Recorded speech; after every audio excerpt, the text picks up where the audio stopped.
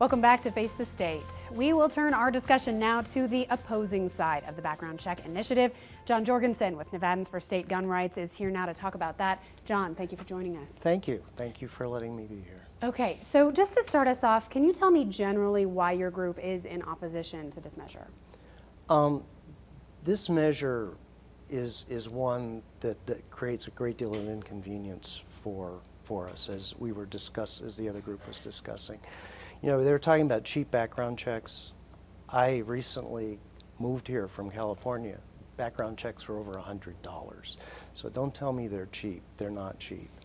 Right now, we don't feel that they're needed. This is a measure that will not make us safe. In fact, 16 of our 17 county sheriffs have come out in strong opposition because they oppose this bill because it will cause them to divert precious resources to try to enforce a law against good people in this state.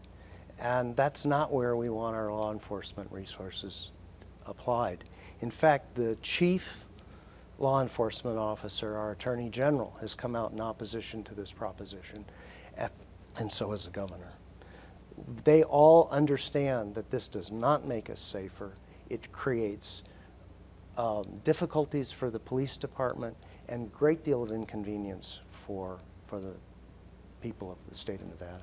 Now, I think part of the argument from the proponents is that it's partly about consistency. So we already have background checks in commercial sales done by, federally licensed gun sellers.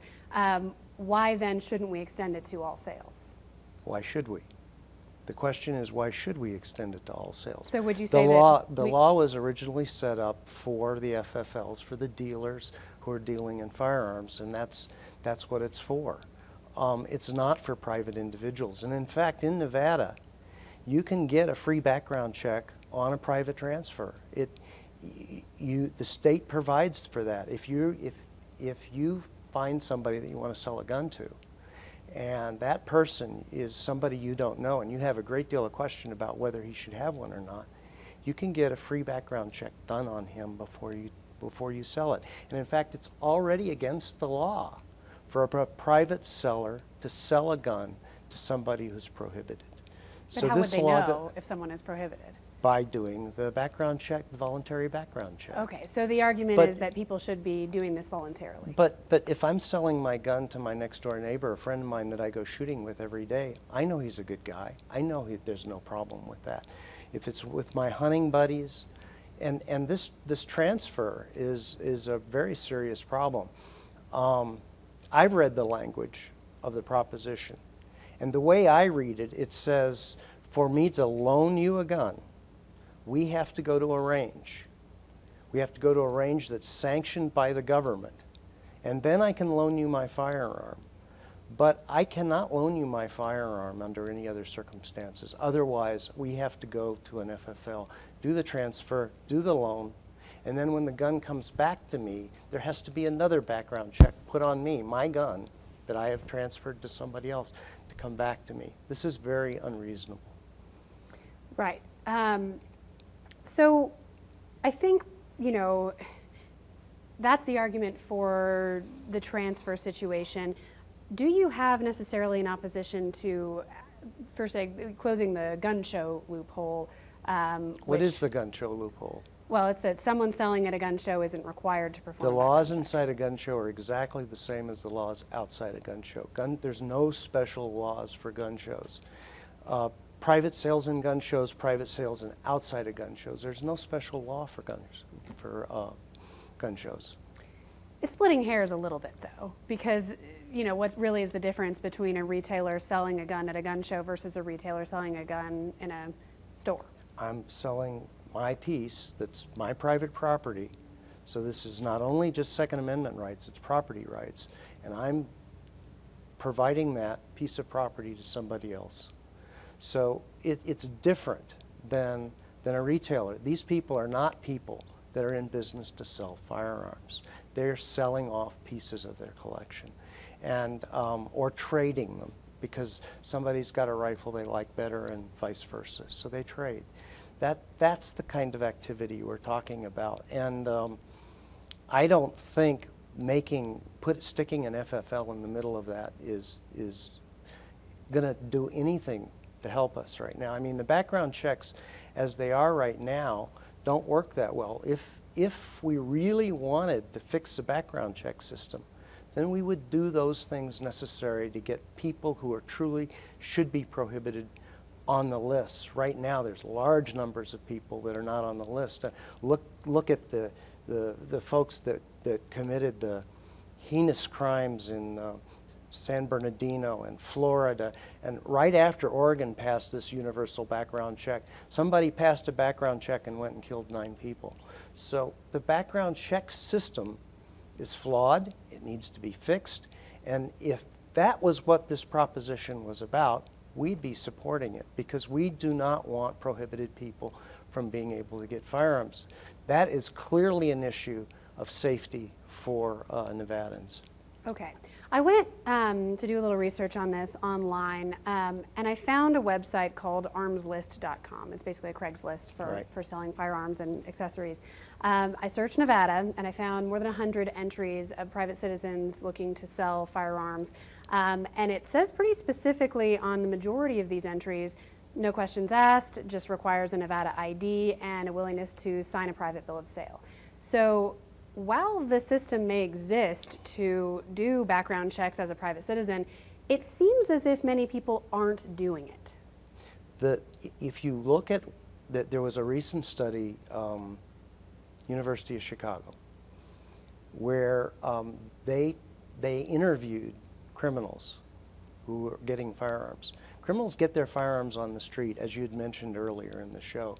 They get them from the dealers who deal in stolen goods, that deal in drugs. They get their firearms from them. They don't buy their firearms on the internet. They don't buy their firearms at gun shows. And frankly, I don't know of those that you were mentioning, but in all of those cases, if they are selling that firearm to somebody who is prohibited, they're breaking the law and they're committing a felony. So the law is already there that prevents people from doing it. Why don't we just enforce the laws we've got? Okay. One of the arguments from the proponents of this is that if it prevents even one shooting, it's worth the inconvenience to law-abiding gun owners. What is your response to that?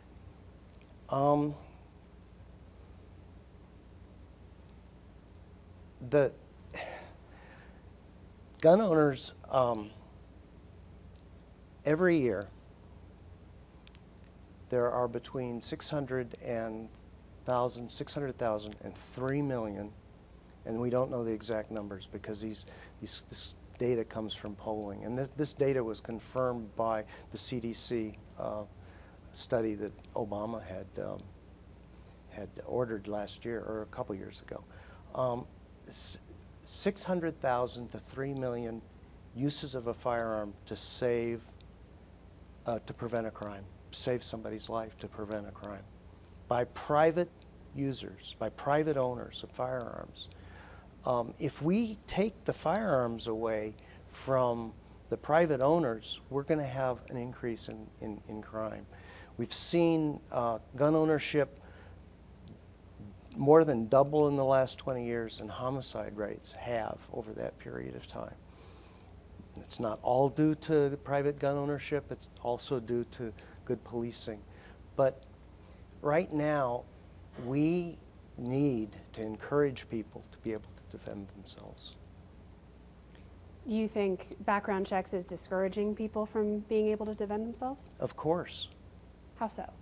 If it prevents somebody who needs a firearm from getting a gun, and they need to protect themselves.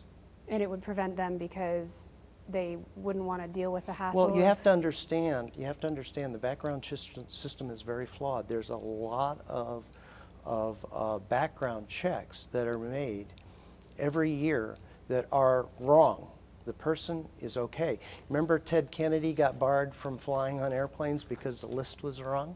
Well, these lists have errors in them, and people can be barred, people can be killed. So you're trading, you're saying that one life. Well, there's one life of somebody who didn't get a gun, who maybe got killed the next day because they needed one. Okay. All right, we have just a little less than a minute left. So what's your closing thought, closing message to voters? I think you need to understand the source of what the background check, what this law is all about. This was Michael Bloomberg's long-term goal of trying to create a federal registry system for all firearms. And that's what this is all about. If he really cared about the background check system, he'd be putting his money into making those improvements to the current background check system that we have. Okay, John, thank you so much for your Thank time. you. I sure do appreciate it. I appreciate it. Well, that is it for this episode of Face the State. But for more information on all of this, just head to our website. That's ktvn.com. Thanks for being with us. We'll see you next week.